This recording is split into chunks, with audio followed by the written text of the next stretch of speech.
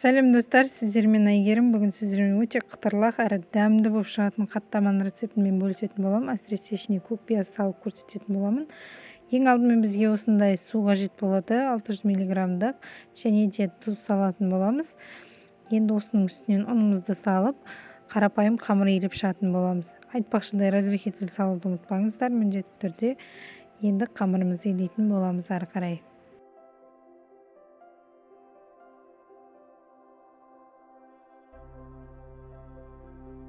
Міне қамырымызды илеп болдық, енді 15 минутқа тындырып алатын боламыз. Біздің қамырымыз тынды, енді осы бөлікті қамырымызды 4 бөлікке бөліп алатын боламыз.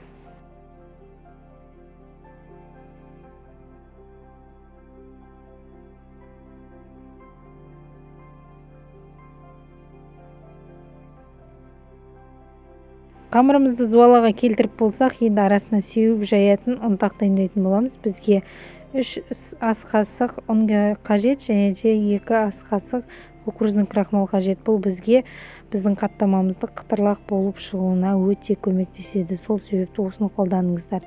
Енді қамырымызды жая отырып, жаңағы дайындап алған ұнтағымызды сеуе отырып, біз қамырымызды жұқа етіп жайып алатын боламыз. Міне қамырымызды жайып алдық. Енді еріп тұрған сары майымызды құйып майлап алатын боламыз. Қамырымызды және де туралған көк пиязымызды салып, біз қаттамамызды орап шығатын боламыз. Тағы да айта кететін жайт, жаңағы біздің дайындап алған кукурузный крахмал мен ұнымыздан дайындалған ұнтағымызды міндетті түрде қолданыңыз. Ол біздің қаттамамыздың жалпы секреті десек те болады. Соны себе отырып, біздің қаттамамыз қытырлақ әрі дәмді болып шығады, қатпарлы болып. Енді орап алдық, қамырымызды ортасынан бөліп, осылай тура видеодағыдай етіп жасайтын боласыздар.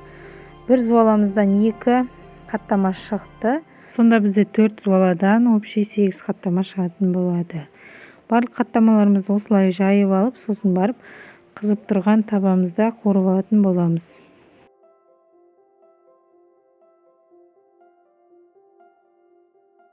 Міне біздің табамыз қызды, аса қаттамай құймаймыз. 2 қасықтан немесе 3 қасықтан құйып, біз қаттамаларымызды қорып алатын боламыз.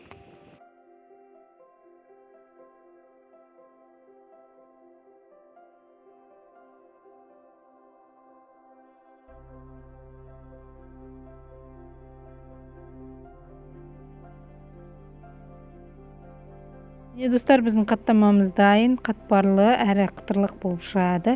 Дәмде өте керемет болып шықты, әсіресе көк пияз қосылғаннан кейін. Сіздер де жасап көріңіздер осы рецептпен. Рецепт ұнаса каналыма жазылып, қоңыраушаны басып қойыңыздар.